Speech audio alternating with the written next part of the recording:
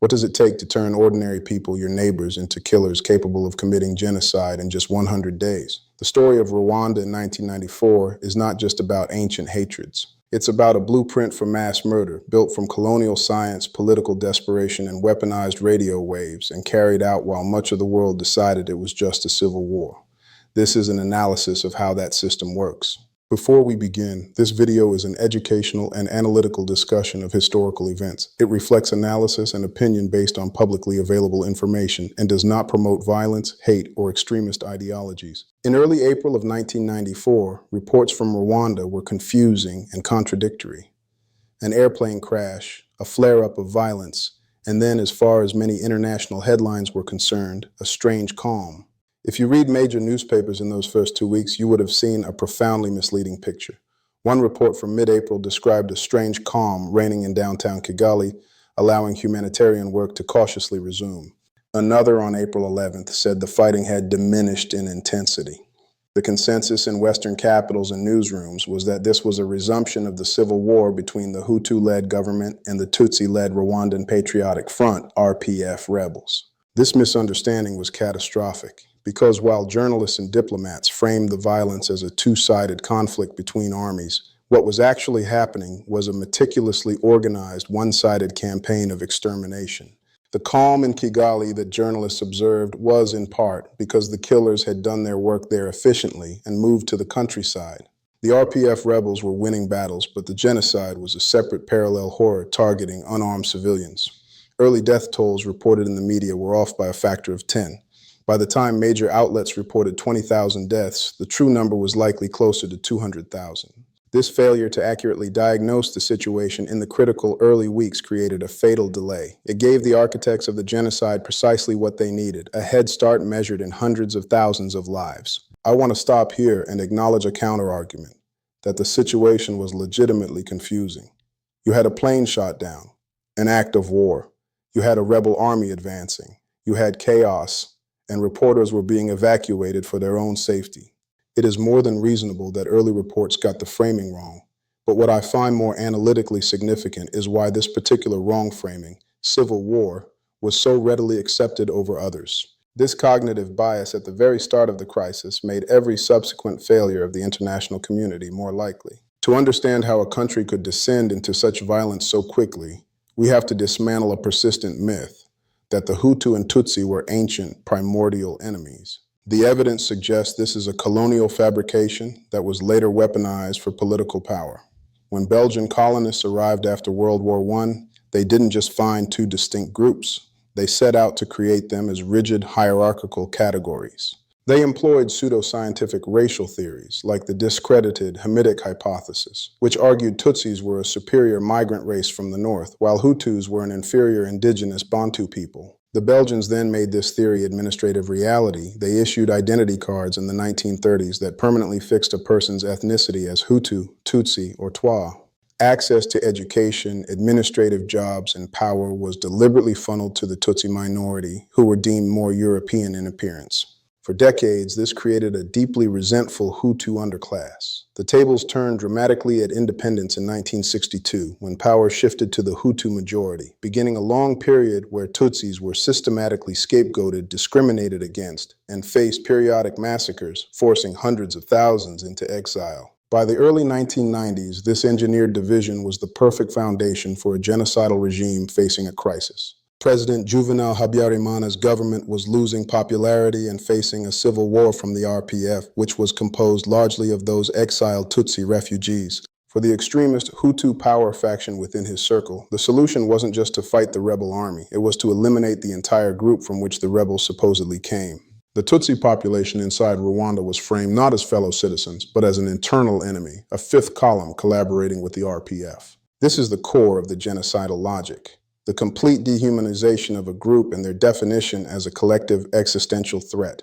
Propaganda didn't just call Tutsis enemies, it called them inyenzi, cockroaches, a pest to be exterminated. Once the president's plane was shot down on April 6, 1994, an act whose perpetrators are still debated, the pre-planned system snapped into action. This wasn't spontaneous mob violence. It was a chillingly efficient state-led project, and it operated on three interconnected levels. First, the media machine. Radio Télévision Libre des Mille Collines, RTLM, and other outlets became the central nervous system of the genocide. They didn't just spread hate, they gave specific, tactical instructions. They read out lists of names and addresses of Tutsis and moderate Hutus to be targeted. After the plane crash, broadcast urged Hutus to go to work and cut the tall trees, a clear euphemism for killing Tutsis. As survivor Henriette Mutegwaraba recalls, the message was to go to every home, hunt them down, kill kids, kill women. This radio propaganda was aimed directly at a key demographic: unemployed, disaffected young men who were easily manipulated into believing their path to a better future lay with the militias. Second, the mobilization of society. The notorious Interahamwe militia, which translates to those who attack together, was the regime's shock troop.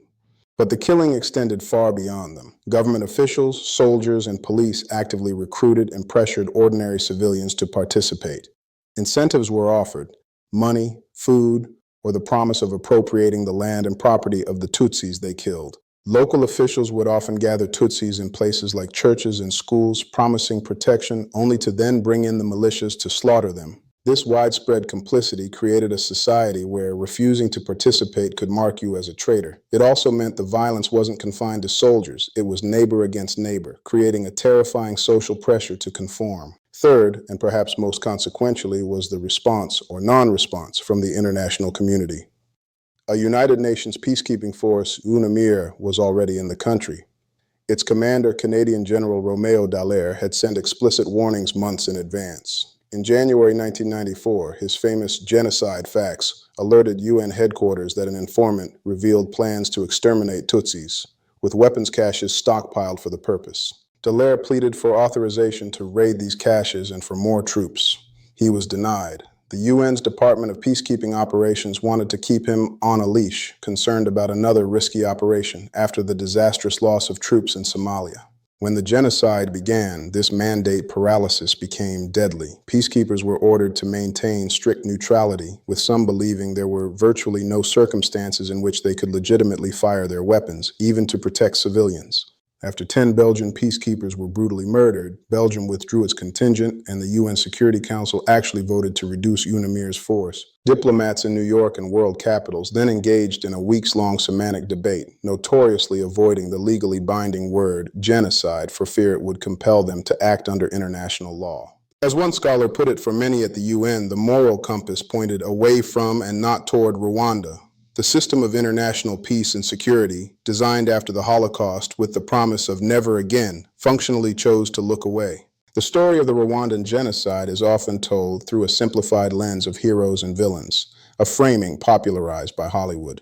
The 2004 film Hotel Rwanda centered on Paul Rusesabagina, a Hutu hotel manager portrayed as having single-handedly used his wit and connections to save over 200 people sheltering in the Hotel des Mille Collines.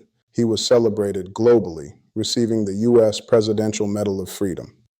This narrative was powerful and gave the world a recognizable hero in the midst of incomprehensible evil. However, the full story of Rusesabagina is a far more complex and instructive case study in how narratives shift in the brutal aftermath of genocide and the politics of memory. After leaving Rwanda in 1996, Rusesabagina became an increasingly vocal critic of the post-genocide government led by Paul Kagame and the RPF. He argued the new Tutsi-led power was oppressive and targeted Hutus, calling Kagame a classic African strongman. His rhetoric escalated from criticism to supporting opposition groups in exile. In 2018, he appeared in a video message saying, "The time has come for us to use any means possible to bring about change in Rwanda." This linked him to the armed wing of his opposition coalition, the FLN, which was accused of deadly attacks inside Rwanda. In 2020, Rusesabagina was tricked into traveling to Rwanda, arrested, and convicted on terrorism charges, sentenced to 25 years in prison, a sentence later commuted in 2023. The UN Working Group on Arbitrary Detention called his trial unfair, and his detention a result of his criticism of the government. The Rwandan government, meanwhile, has long dismissed him as a manufactured hero. So what do we make of this? It forces us to ask uncomfortable questions. Can a person be both a genuine rescuer during a genocide and later a political figure whose actions might support violence? How does a post-genocide state, born from unimaginable trauma, handle dissent and the legacy of those it sees as challenging its foundational narrative? The Rusesabagina saga shows that the clean, redemptive arc of Hotel Rwanda obscures a messier, ongoing reality. It highlights how the aftermath of such a cataclysm is a continuous struggle over history, justice, and power, where the stories of individuals can become political battlegrounds. The genocide did not end neatly at Rwanda's borders in July 1994. Its shockwaves ripped through Central Africa, creating a regional crisis that continues to this day. As the RPF took control, an estimated 2 million Hutus, including many perpetrators of the genocide, fled into neighboring Zaire, now the Democratic Republic of the Congo, or DRC. These refugee camps near the border quickly became militarized sanctuaries for the genocidaires who regrouped and launched cross-border raids back into Rwanda. This directly led to what scholars call Africa's World War. Rwanda invaded the DRC twice in the following years, citing the need to dismantle these Hutu extremist forces for its own security. These conflicts pulled in multiple other African nations and ignited a civil war in the Congo that, over decades, has caused the deaths of an estimated 5 million people from violence, disease, and starvation, a death toll that dwarfs the Rwandan genocide itself. The presence of Rwandan Hutu militias in the DRC remains a destabilizing factor, with a Congolese Tutsi rebel group still active today, claiming it needs to protect its community. The genocide, therefore, was not an isolated 100-day event. It was the catalyst for a continental catastrophe that redefined the political and security landscape of Central Africa. This brings us to the hollow echo of never again. The phrase rings with particular bitterness in the context of Rwanda. The international system had a force on the ground. It had explicit, detailed warnings. And yet, as a 1999 UN report later admitted, it chose to ignore the evidence, failed to intervene early, and abandoned the victims. The lesson the world's major powers seemed to take from the Rwanda genocide was not, we must do peacekeeping better, but we must avoid risk at all costs. This calculus, where the political cost of losing soldiers outweighs the moral imperative to save hundreds of thousands of civilians, remains a fundamental flaw in the international security architecture.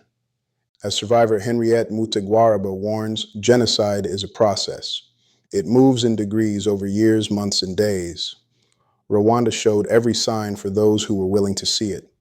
The decades of dehumanizing propaganda, the political scapegoating, the training of militias, the stockpiling of weapons, and the specific warnings from credible sources. The failure was not one of intelligence, but one of political will and moral imagination. In an era of social media and digital propaganda, the tools for incitement are even more powerful and diffuse.